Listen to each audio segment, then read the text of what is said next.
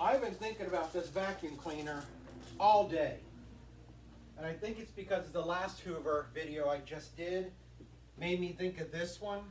And I wanted to take it out and just do a little fun with it. That's all. So we're just going to have some rice and some vacuum time. Now I'm going to make sure which one this one is. I'll read the label to you, make sure. Hoover Model 70. So this one does have the attachment for a hose. Standard cleaning is $420 with the hose attached to the back. It is $625. But I've been wanting to play with this thing all day. So here we go. Come with me.